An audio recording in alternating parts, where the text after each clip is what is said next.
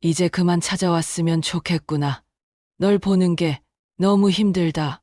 한순간에 모든 걸 잃은 사람의 표정을 보신 적 있나요? 아무 말도 아무 눈물도 흘리지 못하고 멈춰버린 것 같은 그 표정 말입니다. 세상은 늘 그렇죠. 인생은 우리에게 아무런 경고도 하지 않고 가장 소중한 것을 앗아갑니다. 오늘 여러분께 전해드릴 이야기도 그렇습니다. 남편과 시아버지를 연이어 잃고 가장 따뜻한 위로였던 시어머니에게마저 버림받았다고 생각했던 한 여자의 이야기.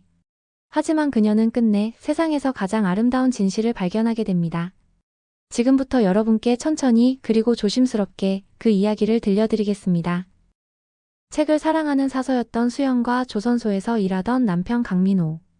두 사람은 서로 다른 세계에 살면서도 깊이 사랑했습니다. 민호는 책이라면 질색했지만 수연이 읽어주는 책 이야기를 듣는 것은 좋아했습니다.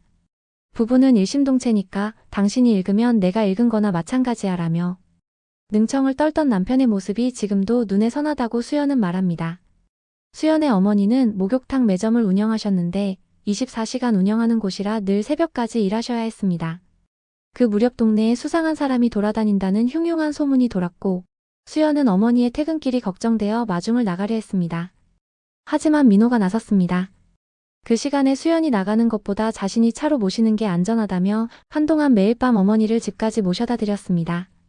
미안해하는 어머니께 민호는 이렇게 해야 자신도 편히 잠들 수 있다며 웃어 보였다고 합니다. 자신보다 가족을 먼저 챙기는 그 모습에 수연은 평생을 함께하고 싶다는 확신이 들었습니다. 시댁은 따뜻한 곳이었습니다. 공무원이던 시아버지는 수연과 마찬가지로 독서광이었고 서재 양쪽 벽을 가득 메운 책들 중에는 구하기 어려운 초판본도 있었습니다. 웬만한 도서관보다 낫다며 의기양양해 하시던 모습이 지금도 눈에 선하다고 수연은 회상합니다. 시어머니는 수연이 책에 빠져 있으면 옆에 조용히 커피를 놓아주시고 함께 앉아 차를 마시며 지켜보곤 하셨습니다. 수연이 책에 빠져 식사 준비를 깜빡하면 호탕하게 웃으시며 얼마나 재미있는 책인지 나중에 알려달라고 하셨습니다. 늘 푸근한 시댁 식구들은 수연에게 긍정적인 영향을 주었습니다. 형님은 어렸을 때부터 몸이 불편해 고등학교를 중퇴하고 검정고시로 대학에 들어갔다고 합니다. 지금은 복지센터에서 영어 강사로 일하며 자신처럼 몸이 불편한 학생들을 가르치고 있었습니다. 형님의 휴대폰은 쉴 새 없이 울렸는데 쉬는 날에도 학생들의 연락이 끊이지 않았습니다. 형님은 아이들이 마음의 문을 닫기 전에 누군가와 소통하는 것이 중요하다며 오히려 연락이 오는 것에 안도한다고 했습니다. 수연이 임신했을 때의 일입니다. 건강 문제로 아이를 가질 수 없는 형님이 속상해하실까봐 시댁에 알리기를 망설였습니다. 하지만 눈치 빠른 형님은 먼저 알아채고는 진심으로 축하해 주셨습니다. 가족이란 좋은 일이 있으면 함께 기뻐하는 것이라며 오히려 수연의 걱정을 달래주었습니다.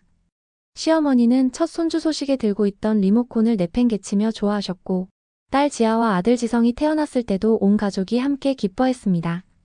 매년 함께 계절을 보내고 함께 여행을 가고 좋은 일이 있으면 가장 먼저 서로에게 알리는 그런 가족이었습니다. 수연의 어머니가 초기 당뇨 진단을 받았을 때도 시부모님은 주변 사례를 들며 위로해 주셨고 시숙은 친구가 근무하는 병원을 알아봐 주었습니다. 누군가와 함께 있음에도 외로움을 느낄 수밖에 없다는데 수연은 결혼 후 단 한순간도 외로움을 느낄 새가 없었다고 합니다. 그 일상이 영원할 거라는 근거 없는 믿음을 가지고 있었습니다. 하지만 주변에서 종종 듣는 이야기들, 불행이 한꺼번에 들이닥쳐 이야기거리가 되는 그런 집안의 이야기가 자신에게도 일어날 수 있다는 생각은 전혀 하지 못했습니다. 결혼 5년째 되던 해 그것도 결혼기념일이었습니다. 애들과 함께 집에서 저녁을 만들어 먹으려고 남편 민호와 마트에서 장을 보던 중이었습니다. 그날 남편의 휴대폰이 울렸습니다. 아주버님 민중의 전화였습니다. 웃으며 전화를 받던 민호의 얼굴이 순식간에 잿빛으로 변했습니다. 아들을 안아들고 급하게 말하는 민호. 아버지가 사고를 당하셨다는 것이었습니다. 수연은 딸을 안고 주차장으로 뛰었고 가는 길에 어머니 댁에 아이들을 맡긴 후 병원으로 향했습니다. 시아버지는 자전거를 타러 나가셨다가 음주운전 차량에 치여 두개골 골절과 두부 손상 등 중상을 입으셨습니다. 대형 수술을 받으시다가 결국 수술대 위에서 세상을 떠나셨습니다. 현실 같지 않은 끔찍한 악몽이었습니다. 수술실 앞에서 민호도 민중도 경원도 바닥에 주저앉아 소리도 못 내고 울었습니다. 늦게 도착한 시어머니는 쓰러지셔서 입원을 하셔야 했습니다. 병원에서 간신히 부축을 받아 장례식장에 오신 시어머니는 시아버지의 영정 사진 앞에 서자마자 안 된다는 말을 되뇌이시다 다시 쓰러지셨습니다.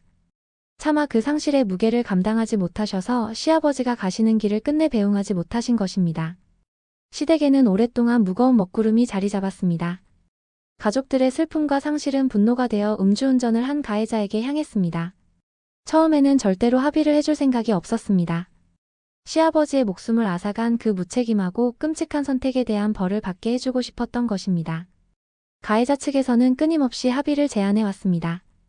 징역을 받더라도 가족을 위해 합의금을 제시해 온 것입니다. 사람의 목숨의 값을 매긴다는 것이 말이나 되는지 가족 중 누구도 그 합의금을 받을 생각을 하지 않았습니다.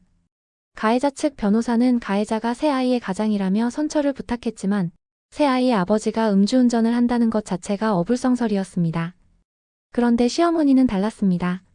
시아버지의 장례식 후 잠도 못 주무시고 잘 드시지도 못하던 시어머니는 갑자기 합의를 하자고 하셨습니다. 더 이상 누군가를 붙잡고 평생 원망하며 살고 싶지 않다고 계속 연락 오는 것도 듣기 싫고 시아버지를 붙잡고 있는 것 같아서 힘들다고 하셨습니다. 시어머니는 떨리는 목소리로 말씀하셨습니다. 사람 인생이 이렇게 허무한 줄 몰랐다고 순식간에 세상에서 사라지는 것을 보니 언제 어떻게 될지 모르는 게 사람 일인 것 같아 무섭다고.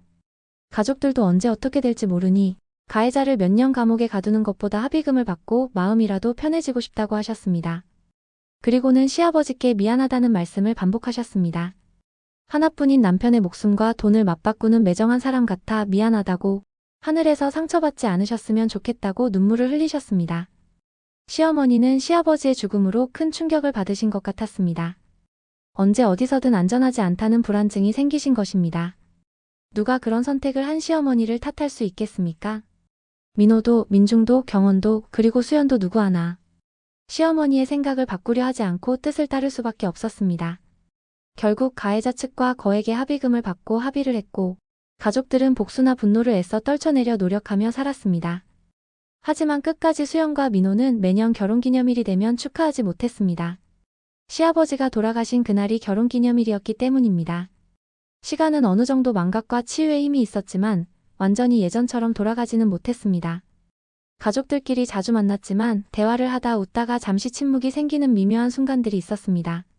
시아버지가 돌아가신 후 4년이 흘렀습니다. 시간은 천천히 상처를 아물게 했습니다.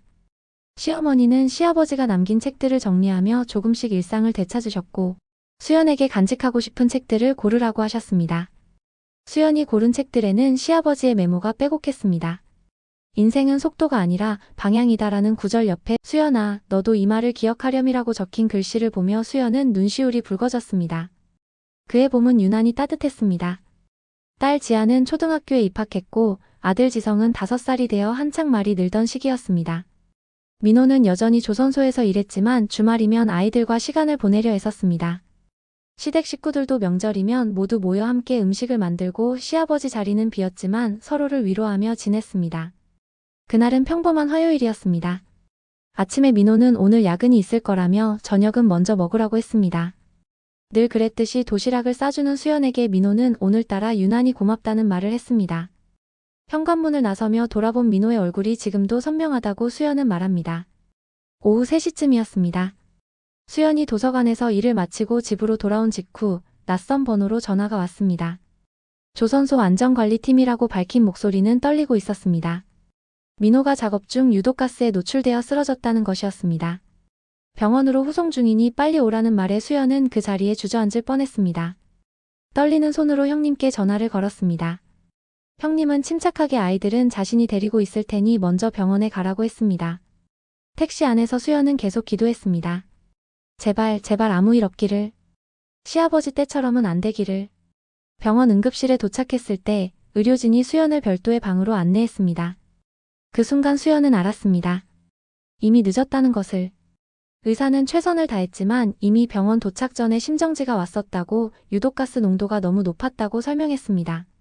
수연은 그 자리에서 무너져 내렸습니다. 누군가 부축하는 손길이 있었지만 아무것도 느껴지지 않았습니다. 세상의 모든 소리가 멀어지고 오직 자신의 심장 소리만 크게 들렸습니다. 아침에 고맙다고 했던 민호의 목소리가 계속 귓가에 맴돌았습니다.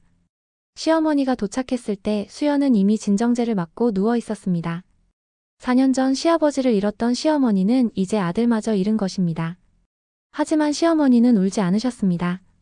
그저 수연의 손을 꼭 잡고 불쌍한 우리 수연이 하고 되뇌이실 뿐이었습니다. 장례식은 흐릿했습니다. 사람들이 왔다 갔지만 얼굴도 목소리도 기억나지 않았습니다. 다만 지아가 아빠 언제 오냐고 묻던 것, 지성이 엄마 품에서 칭얼거리던 것만 또렷했습니다. 수연은 2주 만에 8kg이 빠졌고 제대로 잠도 잘 수 없었습니다. 그 후로 민호가 꿈에 자주 나타났습니다. 때로는 밥을 먹고 있고 때로는 책을 읽는 수연을 지켜보고 있었습니다. 하지만 이상하게도 꿈속의 민호는 한 번도 말을 하지 않았습니다. 수연이 아무리 불러도 붙잡아도 그저 슬픈 눈으로 바라볼 뿐이었습니다. 잠에서 깰 때마다 베개는 눈물로 젖어 있었습니다. 어느 날 수연은 그 꿈 이야기를 누군가와 나누고 싶어졌습니다. 민호를 기억하는 사람들과 함께 있고 싶었습니다. 그래서 오랜만에 시댁을 찾아갔습니다. 시어머니는 한동안 오지 않던 수연을 보자 따뜻하게 맞아주셨습니다. 괜찮냐고 잘 지내냐고 물으시며 눈물을 보이셨습니다.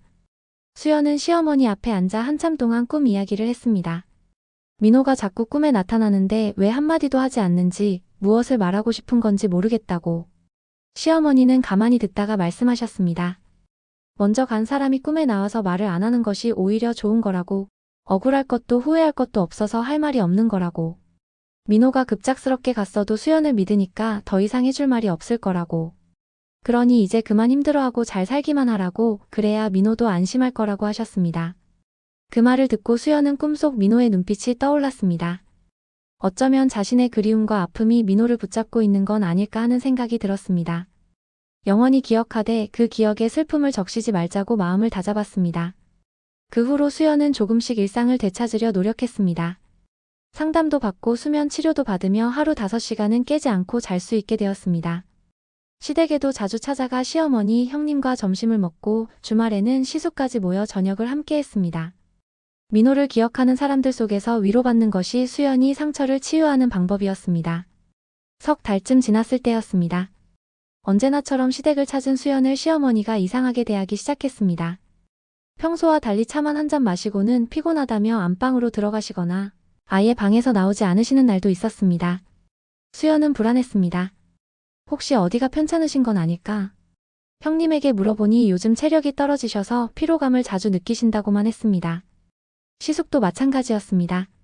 수연은 운동이 부족하신 것 같아 가벼운 산책이라도 함께 하자고 권했지만 시어머니는 필요 없다고 거절하셨습니다. 그러던 어느 날 시어머니가 갑자기 물으셨습니다. 수연이 언제까지 놀 거냐고, 이제 다시 일이든 뭐든 시작해야 하지 않겠냐고. 허송세월 보내지 말라는 말씀이었습니다. 수연은 당황했습니다. 둘째를 낳고 일을 쉬고 있었지만 민호가 떠난 지 1년도 되지 않아 바로 일을 하지 않는다고 눈치를 주시는 것 같아 서운했습니다. 며칠 후 시댁에서 함께 케이크를 먹던 중이었습니다. 시어머니가 문득 말씀하셨습니다. 언제까지 이렇게 자주 찾아올 거냐고. 여기가 방앗간도 아니고 계속 찾아오면 민중도 경원도 불편할 것 같지 않냐고. 우리도 우리 식구들끼리 편하게 지내고 싶은데 수연이 오면 손님 대접을 해야 해서 불편하다고. 우리 식구라는 말이 가슴에 박혔습니다. 그 식구에 수연은 포함되지 않는 것일까요? 너무 당황스럽고 서운해서 그날은 그냥 집으로 돌아왔습니다. 며칠 후 시어머니가 수연을 부르셨습니다. 혹시 그날 일을 사과하시려나 오해를 풀려고 하시나 기대하며 시댁으로 갔습니다. 하지만 시어머니는 더 단호하셨습니다. 이제 이 집에 안 찾아왔으면 좋겠다고. 민호도 그렇게 갔는데 언제까지 혼자 된 며느리와 이렇게 자주 봐야 하는지 모르겠다고. 솔직히 수연을 보면 계속 민호 생각이 나서 괴롭다고. 그러니 이제 그만 찾아오고 자기 인생을 살라고. 수연도 시어머니를 보면 민호 생각이 나지 않냐고. 거실에 있는 민호 사진 보고 우는 사람이 언제까지 제자리 걸음을 하려고 여기를 찾아오냐고. 수연은 매달렸습니다. 갑자기 왜 그러시냐고, 무엇이 불만이면 고치겠다고. 하지만 시어머니는 단호하게 고개를 저으시며 입을 닫으셨습니다. 그 후로도 몇 번 더 찾아갔지만 시어머니는 만나주지 않으셨고 만나더라도 수연이 없는 것처럼 쳐다보지도 않으셨습니다. 마음속에서 수연의 존재를 정리하신 것 같았습니다. 충격적이고 배신당한 것 같아 너무 서러웠습니다. 더는 말해도 봐주지 않는 시어머니를 보며 수연은 눈물을 닦고 말했습니다. 자신이 먼저 간 아들을 생각나게 해서 고통을 준다는 것을 생각하지 못했다고. 시어머니가 원하시는 대로 눈앞에 나타나지 않겠다고. 지금까지 감사했다고. 나중에 형님이 찾아와 설명해 주었습니다. 시어머니도 고민을 많이 하셨고 수연이 왔다 가면 매일 우셨다고. 자식을 떠나보낸 마음이 쉽게 아물지 않을 거라고, 아마 평생 아물지 않을지도 모른다고. 그래도 수연을 아끼지 않는 건 아니니 힘든 일이 있으면 연락하라고 위로해 주었습니다. 하지만 그런 말로도 상처는 나아지지 않았습니다. 이해는 하지만 서럽고 버림받은 기분은 사라지지 않았습니다. 그 일이 있고 한 달 후 23일이었습니다. 수연의 통장에 시어머니 이름으로 200만 원이 입금되어 있었습니다. 당황스러웠습니다. 이게 위자료인가 아니면 화해의 신호인가? 그때는 마음에 배신감이 남아있어서 그 돈을 다시 돌려보냈습니다. 그런데 몇 분 후 그 돈이 다시 들어왔습니다. 다시 돌려보내려던 중에 시숙 민중에게서 전화가 왔습니다. 갑자기 돈이 들어와서 놀랐다며 먼저 말하지 못해 미안하다고 했습니다. 그 돈은 시어머니가 지아와 지성이 학원비라도 보태고 싶어서 보내는 거라고, 시어머니가 수연을 미워해서 보낸 게 아니라는 걸 알지 않냐고. 본인도 살려고 며느리를 잘라내는 심정으로 보낸 거니 어머니 마음을 조금이라도 편하게 해달라고 했습니다. 그 전화 후 200만 원은 다시 수연의 통장으로 돌아왔고 수연은 더 이상 돌려보내지 않았습니다. 대신 아이들 교육비를 위한 통장을 새로 만들어 그곳에 넣었습니다. 다음 달 23일 또 200만 원이 들어왔습니다. 형님이 만나자고 연락했습니다. 앞으로도 시어머니가 계속 200만 원씩 보낼 거라고 부담스러워하지 말고 받으라고 했습니다. 동서에게 미안해서 보내는 거니까 다른 생각하지 말라고. 그렇게 5년 동안 시어머니는 단 한 달도 빠지지 않고 매달 23일이면 200만 원을 보내셨습니다. 그 돈은 아이들 통장에 차곡차곡 쌓여 학원비와 용돈, 생활비로 쓰였습니다. 그동안 시어머니와는 단 한 번의 연락도 하지 않았습니다. 가끔 형님이나 시숙과만 안부를 주고받았을 뿐입니다. 수연은 다시 일을 시작했습니다. 동네 작은 책방에서 아르바이트를 하며 조금씩 일상을 되찾아갔습니다. 어느덧 딸 지아는 중학교 졸업을 앞두고 있었고 둘째 지성은 중학교에 입학했습니다. 그때는 영영 이대로 끝일 거라고 생각했습니다. 애틋하고 특별했던 시댁과는 이제 남이 되었다고. 그나마 형님과의 연락도 언젠가는 끊길 거라고. 예전에 다 같이 북적거리던 시절을 그리워하며 살 뿐이라고. 그런데 5년이 지난 초겨울 모르는 번호로 문자가 왔습니다. 수연아. 딱 3글자뿐이었습니다. 처음엔 보이스피싱인가 의심했습니다. 모르는 번호로 온 문자가 이름만 부르다니. 그런데 불현듯 강한 느낌이 들었습니다. 이것은 시어머니가 보낸 것 같다고. 물론 시어머니 번호는 아니었지만 그런 직감이 들었습니다. 떨리는 손으로 그 번호로 전화를 걸었습니다. 누군가 전화를 받더니 바로 끊었습니다. 다시 걸어도 받지 않았습니다. 수연은 급하게 형님에게 전화했습니다. 혹시 시어머니가 휴대폰 번호를 바꾸셨냐고. 방금 모르는 번호로 문자가 왔는데 왠지 시어머니 같다고. 형님은 당황한 듯 급하게 전화를 끊었습니다. 몇 시간 후 다시 전화가 왔습니다. 그 문자가 시어머니가 보낸 게 맞다고. 갑자기 수연 생각이 나서 잘 지내나 싶어 충동적으로 문자했다고. 미안하다고 하신다고. 수연이 전화했을 때 왜 말을 안 하셨냐고 물으니 형님은 시어머니가 실수하신 거라며 이제 문자 안 하시겠다고 했다고 전했습니다.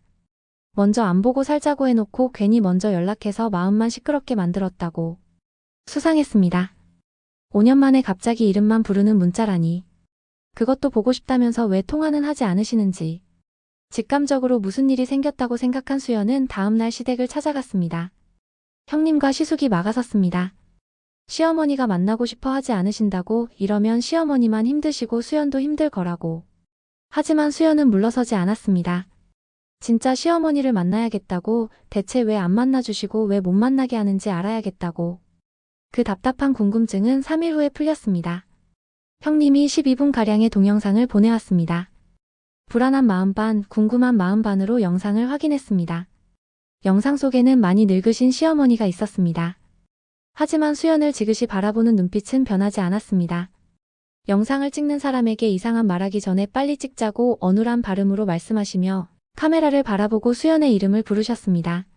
수연아, 참 오랜만에 이 이름 이렇게 소리내서 불러본다. 꿈에서만 불렀는데 이렇게 오랜만에 불러도 어제 불러본 것 마냥 입안에 맴도는 게 내가 생각보다 널 더 그리워했나 보다. 시어머니는 계속 말씀하셨습니다. 수연이 아직 자신을 미워할 수도 있겠지만 너무 원망하지 말라고. 수연이 하루빨리 가족들에게서 벗어나야 새 출발도 할 수 있을 거라 생각해서 내친 거였다고. 너무 젊고 살 날이 많은데 언제까지 먼저 간 아들만 그리워할 순 없지 않냐고. 그리고 고백하셨습니다. 수연에게는 늘 강하고 당당한 시어머니이고 싶어서 욕심을 냈다고. 민중은 아들이고 경원은 오랫동안 맏며느리로 함께 살아서 어떤 모습을 보여도 부끄럽지 않지만 10년이 지나도 늘 아이 같은 수연에게는 차마 부끄러운 모습을 보여주고 싶지 않았다고. 미안하다고 하셨습니다. 자신의 욕심 때문에 수연이 상처받은 것 같아서 늘 마음이 안 좋았다고. 그래서 조금이라도 수연과 아이들 인생에 도움이 되고 싶어서 돈을 보냈던 거라고. 행여 돈으로 해결하려는 단순한 노인네라고 생각하지 않았으면 좋겠다고. 영상 속 시어머니는 한동안 멍하니 허공을 바라보시다가 건너편에서 들리는 민중의 목소리에 눈을 몇 번 깜빡이시고 다시 말을 이어가셨습니다. 몸이 곪아가는 것보다 기억이 곪아가는 게 더 비참하고 힘들더구나. 시어머니는 자신이 기억을 잃어가고 있다고 말씀하셨습니다. 몇 달 전부터 환시를 보기 시작했고 지금은 해가 지면 자신도 모르는 행동을 하고 말을 한다고. 그때의 자신은 자신이 아니기도 하고 자신이기도 하다고. 무섭고 두렵다고. 예전의 기억이 현실의 기억과 맞물리고 뒤섞여서 수연에게 문자를 보냈을 때도 예전 기억만 남은 상태에서 갑자기 보고 싶어서 본인도 모르게 보낸 거라고 하셨습니다. 시어머니는 마지막으로 말씀하셨습니다. 괜히 다시 연락해서 미안하다고. 그리고 고맙다고. 함께한 10년이 참 행복했다고. 얼마나 행복했으면 지금도 잠깐 정신이 온전치 못하면 그 시절로 가장 많이 돌아간다고. 영상은 시어머니가 갑자기 힘이 빠지신 듯 형님에게 손을 뻗으며 급하게 끝났습니다. 몇 분 말하는 것도 힘들 정도로 몸이 쇠약해지신 것이었습니다. 수연은 영상을 보고 바닥에 웅크려 울었습니다. 다시 영상 속 시어머니 얼굴을 보고 또 울었습니다. 무슨 고생을 하든 상관없다. 시어머니를 만나고 싶다는 생각만 들었습니다. 그래서 이번에는 절대 돌아오지 않겠다는 각오로 시댁으로 향했습니다. 형님과 시숙 앞에서 무릎까지 꿇으며 제발 만나게 해달라고 울었습니다. 당황한 두 사람은 수연을 일으켜 집 안으로 들여보냈습니다.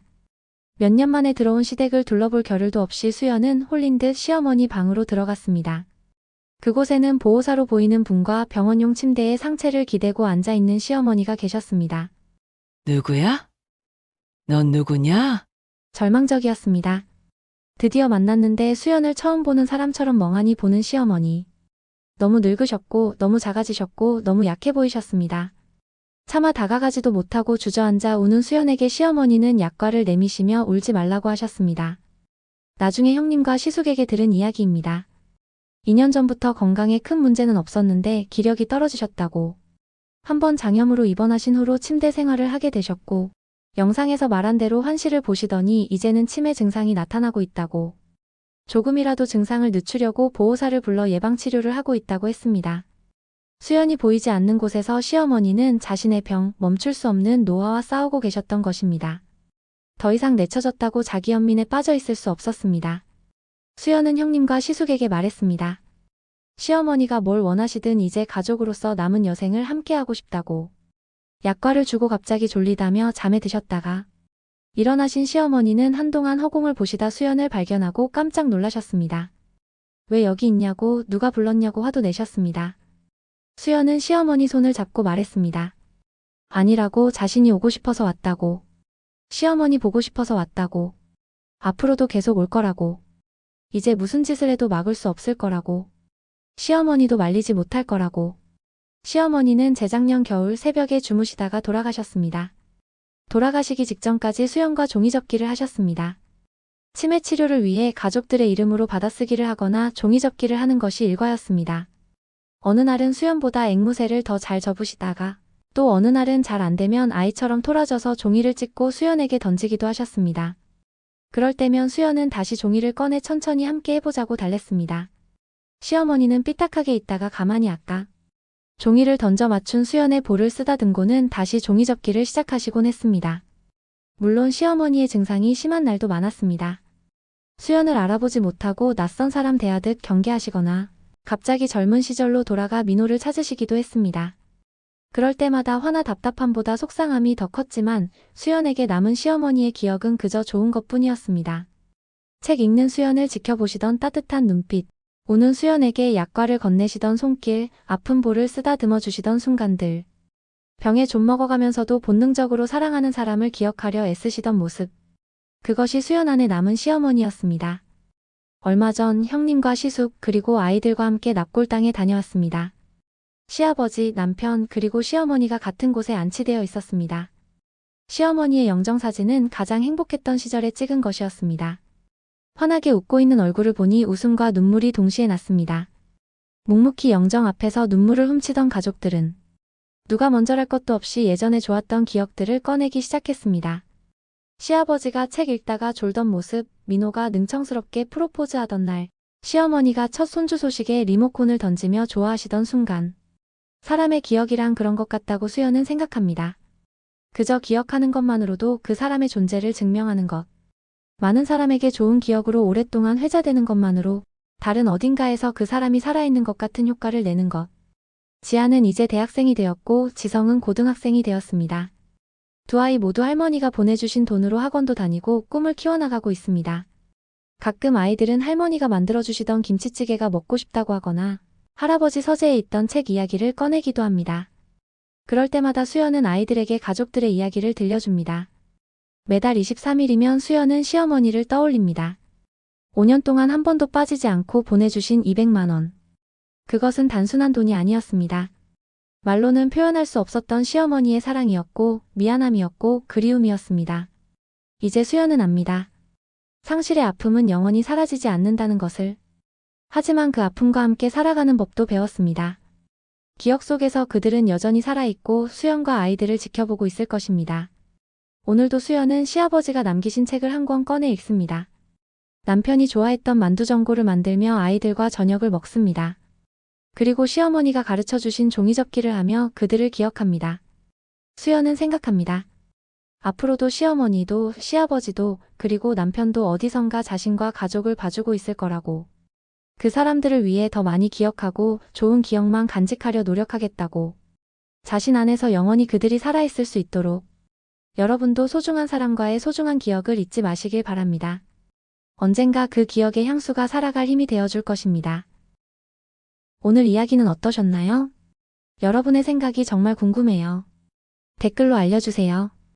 오늘도 함께 해주셔서 진심으로 감사합니다. 따뜻한 인생 스토리였습니다.